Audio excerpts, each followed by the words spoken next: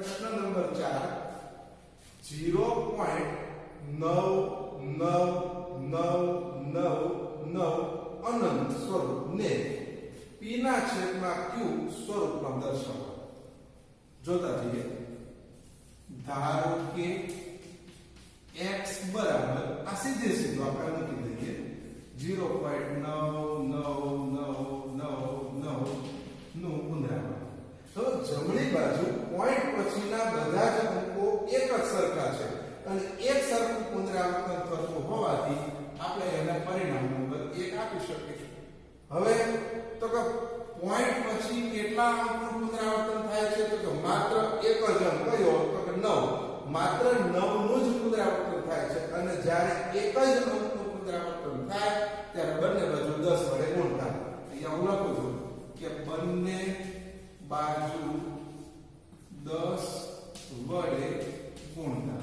હવે ગુણાકાર કરો તો 10 ગુણ્યા x એટલે 10x બરાબર 10 ગુણ્યા આને ગુણાકાર કરીએ તો એક અંક છે એ પોઈન્ટ ની આગળ આવી જાય એટલે જવાબ આવશે 9.9999 અનંત સુધી. પરિણામ નંબર 2. હવે તો કે આપણે પરિણામ 2 માંથી પરિણામ 1 બાદ કરતા. તો અહીંયા હું લખીશ કે પરિણામ 2 માંથી પરિણામ 1 બાદ કરતા. હવે બાદબાકી કરીએ ત્યારે ધ્યાન રાખવાનું કે ડાબી બાજુમાંથી ડાબી બાજુ બાદ કરો અને જમણી બાજુમાંથી જમણી બાજુ બાદ કરો. તો સૌથી પહેલા બંનેની ડાબી બાજુ તો 10x - x તો 10x માંથી x જાય તો 9x બરાબર અહીંયા પોઈન્ટ ની આગળ 9 છે, અહીંયા પોઈન્ટ ની આગળ 0 છે તો 9 માંથી 0 જાય તો 9. તો x બરાબર 9 ના છેદમાં 9 તો x બરાબર 1 એટલે કે 0.9 અનંત હોય તો એને આપણે અપૂર્ણાંક સ્વરૂપમાં ફેરવીએ તો આપણને ફાઇનલ જવાબ 1 મળે. પ્રશ્ન નંબર 5 છે 1/17 ની દશાંશ અભિવ્યક્તિમાં પુનરાવર્તિત અંકોની સંખ્યા વધુમાં વધુ કેટલી હશે? તમારો જવાબ ભાગાકાર કરીને ચકાસો. હવે ખરેખર આપણે ભાગાકાર શું કરવો પડે? તો કે 1/17. હવે વિદ્યાર્થી મિત્રો ઘણી વખત ઘણા વિદ્યાર્થીઓને ઘડિયા ન આવડતા હોય ત્યારે જેના વડે ભાગાકાર કરવાનો હોય એનો ઘડિયો સાઈડમાં પેલા રફતારમાં લખી દેવાનો એટલે તમને ખ્યાલ આવે ઘરે કેવી રીતે દાખલો ગણવો એ ખબર પડે. એટલે આપણે સૌથી પહેલા 17 નો ઘડિયો લખી નાખ્યો. 17 એકા 17, 17 દુ 34, 17 તેરી 51, 17 ચાર 68, 17 5 5 17 8 119, 17 17 153 અને 17 10 170. હવે આપણે ભાગાકાર કરીએ અને દરેક વિદ્યાર્થીને આ 1/17 ની દશાંશ અભિવ્યક્તિ શું આવે એ બધાને ખ્યાલ આવે. હવે જો 17 ના ઘડિયામાં 1 આવશે નહીં એટલે ભાગમાં પડી 0. બરોબર? આપણે એક પોઈન્ટ ચલાવીએ. ધ્યાન રાખજો. બરોબર? આ જે ભાગાકાર છે એ ઘણો બધો લાંબો ભાગાકાર થવાનો છે એટલે આપણે આમાં એકાગ્રતા રાખવી ખૂબ જરૂરી છે. જો સૌથી પહેલા 17 ના ઘડિયામાં બરોબર જોઈ લેજો 1/17 કરવાના તો 17 ના ઘડિયામાં 1 આવશે નહીં એટલે ભાગમાં પડી 0. હવે આપણે મીંડું ચડાવીએ. મીંડું ચડાવીએ એટલે અહીંયા પોઈન્ટ થશે. 17 ના ઘડિયામાં 10 નહીં આવે એટલે ફરીથી ભાગમાં પડી 0. ફરીથી હવે 0. હવે 100 થયા તો આપણી પાસે ઘડિયો તૈયાર છે. 100 થી વધી ન જાય ત્યાં સુધી શું? તો કે 17 5 85. તો આપણે 5 ભાગ ચલાવીએ. 17 5 85 કેટલા વધ્યા? તો ભાઈ 15 વધ્યા. બરાબર? કે 100 માંથી 85 જાય તો 15. ફરીથી આપણે 0 ચડાવીએ. જેવું 0 ચડાવીએ એટલે 0 ઉતરે. 17 ના ઘડિયામાં 150 થી વધી ન જાય તો અહીંયા આપણી પાસે તૈયાર છે. ક્યારે ભાગ ચાલશે? 17 8 136. કેમ? તો કે 17 નો 153 થાય એટલે આપણે 8 ભાગ ચલાવો. 17 8 136. અહીંયા હું લખું 17 8 136. બાદબાકી કરો. કેટલા વધ્યા? તો કે 14. 150 માંથી 136 જાય તો 14. ફરીથી આપણે એક બિંદુ ચડાવીએ. બિંદુ ચડાવીએ એટલે અહીંયા બિંદુ ઉતરશે. ફરી પાછા અહીંયા નજર કરો. હવે જોઈ શકો કે 140 ની વધી નો જાય ત્યાં સુધી ક્યાંય ભાગ ચાલશે 8. એટલે આપણે અહીંયા લખશું 17 8 136. કેટલા વધ્યા? તો કે 4 જ વધ્યા. ફરીથી બિંદુ અહીંયા બિંદુ ઉતારીએ તો હવે 17 એકા 17 ને 17 દુ 34. 17 તરી 51 થઈ જાય. 17 દુ 34. કેટલા વધ્યા? તો કે 40 માંથી 34 જાય એટલે વધશે કેટલા? 6. બરાબર? આગળનું કામ જોતા રહેજો. બરાબર? 6 વધ્યા. ફરીથી પાછું આપણે બિંદુ ચડાવીએ. બરાબર? તો 17 ના ઘડિયામાં 60 ની વધી નો જાય ત્યાં આવશે 3. 17 13 51. 60 માંથી 51 જાય તો કેટલા? 9. ફરીથી આપણે શૂન્ય ચડાવીએ અને અહીંયા શૂન્ય ઉતારીએ. કેટલા થયા? તો કે 90. તો 90 માટે કેટલા ચાલશે? તો 17 5 85. 17 5 85. કેટલા વધ્યા? તો કે 5. હજી આપણે એક બિંદુ ચડાવી દઈએ અને અહીંયા ઉતારીએ. 50 થયા. 50 ની વધી નો જાય ફરીથી 2. તો 17 દુ કેટલા આવશે? 34. બરાબર? 10 માંથી 4 જાય તો 6. 4 માંથી 3 જાય તો 1. હજી એક આપણે અહીંયા બિંદુ ચડાવીએ અને અહીંયા બિંદુ ઉતારીએ. કેટલા થયા? 160. તો આપણે કેટલાય ભાગ ચલાવી શકશું? 17 9 આ 153. અહીંયા હું લખું 17 9 આ 153. બરાબર? 160 માંથી 153 જાય એટલે કેટલા વધશે? 7. ફરીથી બિંદુ ચડાવીએ. બરાબર? બિંદુ ચડાવીએ એટલે હવે 70 થયા. કેટલાય ભાગ ચાલશે? 4. તો 17 4 68. 70 માંથી 68 જાય એટલે હું હવે સમજાય એટલે અહીંયા લખું છું 70 માંથી 68 જશે એટલે કેટલા રહેશે? 2. બરાબર? જોજો હજી એક બિંદુ હું અહીંયા ચડાવું છું. બિંદુ ચડાવું એટલે અહીંયા બિંદુ આવી જાય તો હવે ત્યાં 20. 17 એકા 17 17 દુ 34. કેટલાય ભાગ ચાલશે? તો કે 17 એકા 17. કેટલા વધ્યા? તો કે 3. હજી આપણે એક બિંદુ ચડાવી દઈએ તો અહીંયા બિંદુ 17 એકા 17 17 દુ 34. તો એક જ ભાગ ચાલશે 17 એકા 17. 30 માંથી 17 બાદ કરો તો 10 માંથી 7 જાય તો વધશે 3. 2 માંથી 1 જાય તો 1. ફરીથી હજી એક બિંદુ ચડાવો અને અહીંયા ઉતારો. હવે 130 થી આપણે વધી ન જાય તે રીતે કામ કરો તો 17 7 119. અહીંયા હું લખું 17 7 119. 10 માંથી 9 જાય તો 1. અહીંયા 2 માંથી 1 જાય તો 1 અને અહીંયા 0. હજી એક બિંદુ ચડાવો અને અહીંયા ઉતારો 110.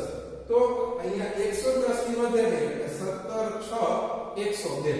તો અહીંયા હું 6 એ ભાગ ચલાવો 17 6 102. કેટલા વધ્યા? તો કે 8 વધ્યા.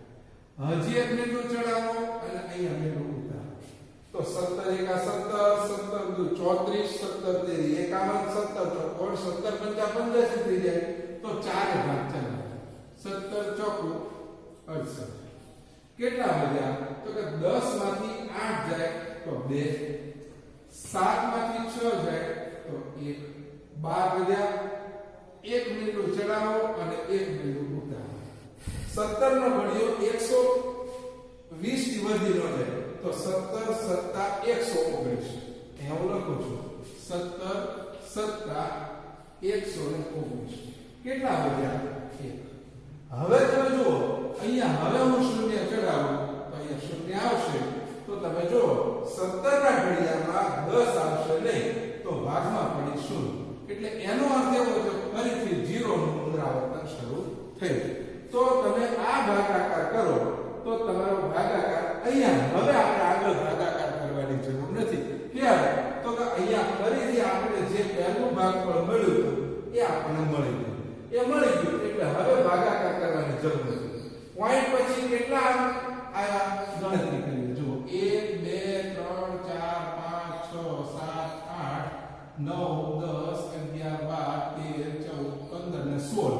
એટલે જો છેદમાં 17 હોય તો 1 ઓછો એટલે 16 અંકનું પુનરાવર્તન થયું. હવે એક્ચ્યુઅલી આપણને પ્રશ્ન પાછો કેવો કર્યો છે? આ જવાબ પૂરતો નથી. હવે પ્રશ્ન આવો કર્યો કે 1/17 ની દશાંશ અભિવ્યક્તિમાં પુનરાવર્તિત અંકોની સંખ્યા વધુમાં વધુ કેટલી હશે? એટલે આપણે પહેલી નજરે જોઈએ તો આપણને એમ લાગે કે ભાઈ પોઈન્ટ પછી કેટલા અંકનું પુનરાવર્તન થાય છે? 16 અંકનું. પણ હકીકતે 16 અંકનું પુનરાવર્તન થતું નથી. અમુક અંકો તો એને જ છે. તો હવે આપણે એ ગણતરી કરીએ. બરાબર, જવાબ પર ધ્યાન કેન્દ્રિત કરો. તો એક આંકડો છે 0, પછી એક અંક 5 છે, પછી એક અંક 8 છે. આમ ટી કરતો જાવ છો એટલા માટે એક ને એક અંક વારંવાર ન આવે. જો 8 તો આવી ગયા, પછી 2, પછી 3, 5 આવી ગયા, 2 આવી ગયા, પછી કોણ? તો કે 9, પછી તો કે 4, પછી 1, પછી 1 આવી ગયા, પછી તો કે 7, પછી તો કે 6, 4 આવી ગયા. બરોબર. હવે તમે ગણતરી કરો તો 1 2 3 4 5 6 7 8 9 અને 10 એટલે કે જુદા જુદા 10 અંકોનું પુનરાવર્તન થાય છે. પણ અહીંયા આપણી માટે મેઇન મુદ્દો આ છે કે આપણે 1/17 નું એકદમ કોન્ફિડન્સ રાખી અને આપણે આ ભાગાકાર સરસ રીતે પૂરો કરવો પડે. અને આ જે પહેલો ભાગફળ શૂન્ય આવ્યું એ જ ભાગફળ શૂન્ય ફરીથી આવે ત્યાં સુધી હિંમત હાર્યા વગર આપણે આ ભાગાકાર કરવો પડે. એટલે ખરેખર 1/17 નો જવાબ શું આવશે? તો કે 0.0588294117 નું પુનરાવર્તન. વ્યવસ્થિત રીતે લખજો. ફરીથી ચાલે ગણજો. પ્રશ્ન નંબર 6 શીખવો છે આપણે.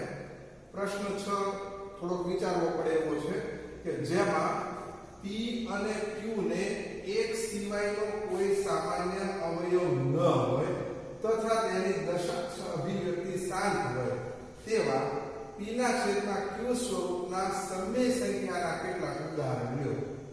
શું તમે અનુમાન લગાવી શકો છો કે Q એ કયા ગુણધર્મનું પાલન કરવું જોઈએ? હવે ખરેખર આપણે જોતા છીએ કે અહીંયા આપણને જે કીધું છે એ શું છે? તો કે દશાંશ અભિવ્યક્તિ શાંત હોય તેવા ઉદાહરણ લેવાના. તો હવે આપણે 1/2, 1/3, 1/4, 1/5 એમ કરતા કરતા 1/10 સુધીના મેં ભાગાકાર કરી રહ્યા જવાબ લખ્યા છે. હવે તો કે આમાં આ છે એનું દશાંશ સ્વરૂપ શાંત છે. કોનું? તો કે 1/2. 1/4 છે તો એનું દશાંશ સ્વરૂપ શાંત છે. બરોબર. જોતા જજો બધે 1/5 આવ્યો તો એનું દશાંશ સ્વરૂપ શાંત છે. 1/6 નું દશાંશ સ્વરૂપ શાંત નથી. 1/7 નું નથી. 1/8 નું દશાંશ સ્વરૂપ શાંત છે. 1/9 નું દશાંશ સ્વરૂપ શાંત નથી. 1/10 નું દશાંશ સ્વરૂપ શાંત છે. હવે જે શાંત દશાંશ સ્વરૂપ આવ્યા એના છેદ ઉપર બરોબર ધ્યાન કેન્દ્રિત કરો તો 1/2 તો છેદનો અવયવ 2, 1/4 તો છેદનો અવયવ 2/4 એટલે 2 1/5 એટલે છેદનો અવયવ 5. આપણે અહીંયા દરેકમાં છેદ જોવાના છે. બરોબર ધ્યાન રાખજો. દશાંશ અભિવ્યક્તિ શાંત હોય જે લખ્યું છે એના છેદ. આની દશાંશ અભિવ્યક્તિ શાંત છે તો એનો છેદ 2 છે. આની દશાંશ અભિવ્યક્તિ શાંત છે તો એનો છેદ 4 છે. 4 એટલે એનો અવયવ 2/4 એટલે અવયવ 2 છે. 1/5 તો એનો અવયવ 5 છે. પછી 1/8 તો 8 ના અવયવ 2 × 2 × 2 4 4 તો એનો અવયવ 2 છે. 1/10 લો તો 5 × 10 એટલે એના અવયવ 2 અથવા 5 છે. તો હવે આ ઉદાહરણ લીધા એની ઉપરથી આપણે શું કહી શકીએ કે Q એ કયા ગુણધર્મનું પાલન થાય તો દશાંશ સ્વરૂપ શાંત મળે? તો અહીંયા આપણે ટૂંકમાં આ ઉદાહરણ પરથી લખી શકીએ કે જો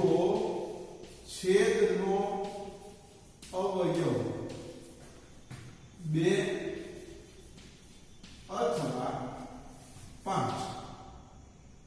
હોય તો દશાંશ નિરૂપણ કેવું હોય? શાંત હોય. પરંતુ છેદનો અવયવ 2 અથવા 5 સિવાયની સંખ્યા હોય તો તેનું દશાંશ નિરૂપણ શાંત ન હોય. એટલે કે અનંત આવૃત. વિદ્યાર્થી મિત્રો, આ જે મેં ઉદાહરણ આપ્યા એ ઉદાહરણ ઉપરથી હું આ વાક્ય લખી શક્યો. બરોબર જોઈ લો કે જેમાં p અને q ને એક સિવાયનો કોઈ સામાન્ય અવયવ ન હોય. એટલે અહીંયા આપણે 1/3 1/3 નામ લીધા તો 1 અને 2 આ બેના ગુસા એનો સામાન્ય અવયવ એક સિવાયનો કોઈ સામાન્ય અવયવ નથી. કેમ તો આ બેમાં કાંઈ કોમન નથી, આ બેમાં કાંઈ નથી, આ બેમાં કોમન નથી. ટૂંકમાં સામાન્ય અવયવ એટલે કે ગુસા 1 અને 2 નો ગુસા 1 થાય, 1 અને 3 નો ગુસા 1 થાય, 1 અને 4 નો ગુસા 1 થાય, 1 અને 5 નો ગુસા 1 થાય. આવા ગુસા 1 થાય એવા મેં કેટલાક અપૂર્ણાંક લીધા. અપૂર્ણાંક આપણી સરળતા માટે 1/2 થી માંડી 1/10 સુધીના લીધા. હવે તો કે એમાં p ના છેદમાં q સ્વરૂપના ઉદાહરણ લીધા. તો એમાં આ બધા ઉદાહરણમાં 1/2, 1/4, 1/5, 1/8 અને 1/10 આ અપૂર્ણાંક કેવા આવ્યા કે જેનું દશાંશ સ્વરૂપ શાંત નિરૂપણ છે. દશાંશ નિરૂપણ શાંત છે. પણ 1/3, 1/6, 1/7, 1/9 આ બધા અપૂર્ણાંક કેવા આવ્યા કે જેનું દશાંશ નિરૂપણ શાંત નહોતું. તો હવે આપણે અનુમાન કર્યું. અનુમાન શું કર્યું? તો કે આપણે q વિશે અનુમાન કરવાનું છે. q એટલે શું? તો કે છેદ વિશે અનુમાન કર્યું. તો કે જુઓ અહીંયા 2, અહીંયા 4, અહીંયા 5, પછી અહીંયા 8 અને અહીંયા 10. આ બધા જ અંક તમે જુઓ તો એમાં છેદનો અવયવ 2 હોય અથવા 5 હોય અથવા 2 અને 5 હોય. એટલે મેં એની ઉપરથી સાદું બાબત લખી કે જો અપૂર્ણાંકમાં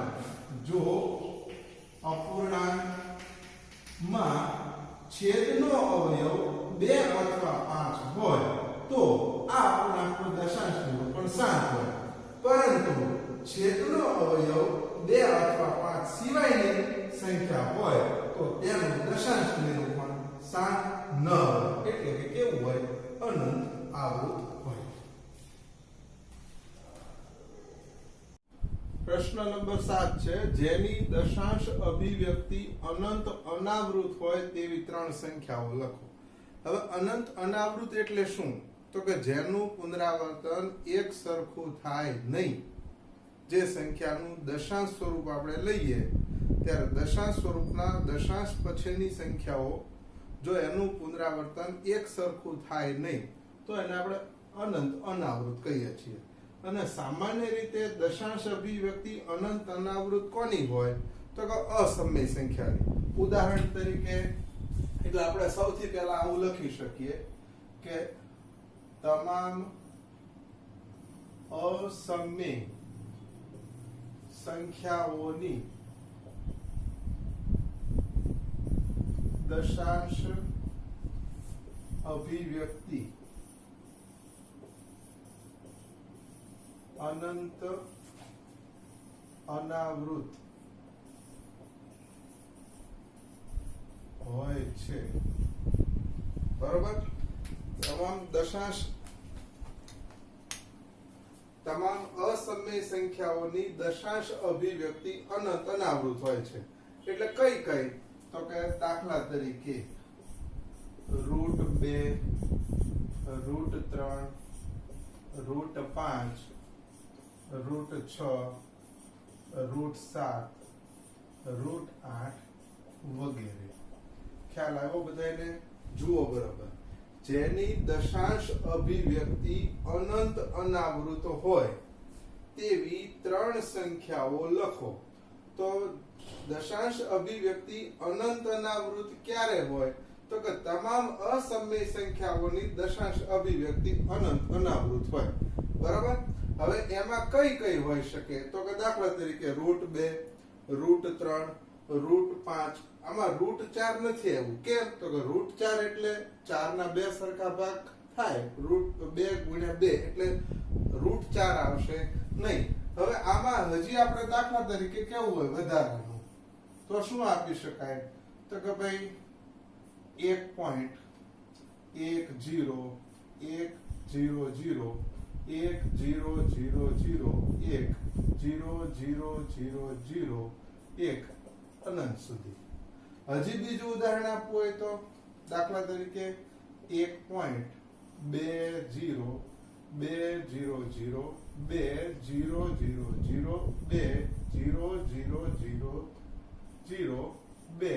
અનંત સુધી. આવા આપણે અસંખ્ય ઉદાહરણ લખી શકીએ. ફરી વખત બધા સમજાવીએ કે તમામ અસમય સંખ્યાઓની દશાંશ અભિવ્યક્તિ અનંત અનાવૃત હોય. આપણે અગાઉના લેક્ચરમાં શીખી ગયા છીએ કે ભાઈ દશાંશ અભિવ્યક્તિ શાંત હોય તો સમય સંખ્યા, દશાંશ અભિવ્યક્તિ અનંત અને આવૃત હોય તો સમય સંખ્યા, પરંતુ દશાંશ અભિવ્યક્તિ અનંત અનાવૃત હોય તો એવી સંખ્યાઓને આપણે અસમય સંખ્યા કહીએ છીએ. અસમય સંખ્યાઓ બધી જ એનું સ્વરૂપ અભિવ્યક્તિ કેવી હોય? અનંત અનાવૃત હોય. એટલે આ બધા એના ઉદાહરણ છે. જેટલા ઉદાહરણ આપણે મૂકવા હોય એટલા મૂકી શકીએ.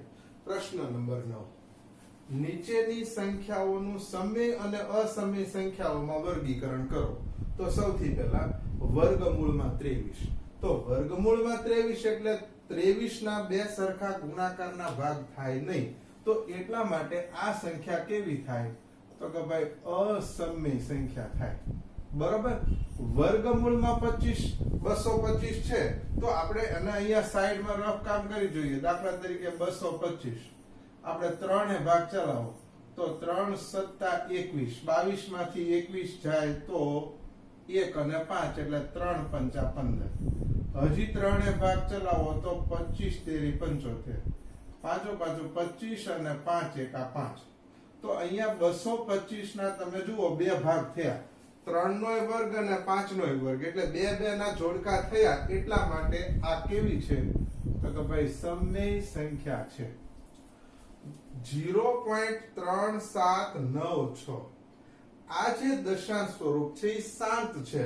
આગળ અહીંયા ટકા નથી, એટલે શાંત દશાંશ સ્વરૂપ હોય એ સંખ્યા હંમેશા કેવી હોય? તો કે સમય હોય. બરોબર. પછી ચોથો પ્રશ્ન જોઈ લો. 7.478 એમ અનંત સુધી. એટલે અહીંયા 478 એનું સતત પુનરાવર્તન થાય છે, અને સતત પુનરાવર્તન થાય છે એટલે આ અનંત અને આવૃત છે. અને અનંત અને આવૃત હોય તો આ કેવી સંખ્યા થાય?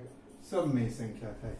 છેલ્લો પ્રશ્ન 1.1.0.1000.1000.1. હવે તમે જુઓ કે અહીંયા એક સરખું પુનરાવર્તન થતું નથી. પહેલા અહીંયા 1 આવ્યો, પછી 1 શૂન્ય આવ્યું, પછી 1 આવ્યા, પછી 2 શૂન્ય આવ્યા, 1 આવ્યા, પછી 3 શૂન્ય આવ્યા. એટલે એક સરખું પુનરાવર્તન નથી. એટલે આ જે સંખ્યા છે આ સંખ્યાને આપણે શું કહેશું? તો કે અસમય સંખ્યા કહીએ છીએ. બરોબર. આ રીતે આપણે જાતે પણ બીજા ઘણા બધા ઉદાહરણ બનાવી શકીએ. વર્ગમૂળમાં 23 અસમય થઈ, વર્ગમૂળમાં 225 સમય થઈ. શા માટે થયું એ આપણે અંદર સમજી લીધું. કદાચ આ ન સમજાય તો ફરીવાર વિડીયો જુઓ અને શીખી લો. સરસ રીતે પહેલા લખી લો.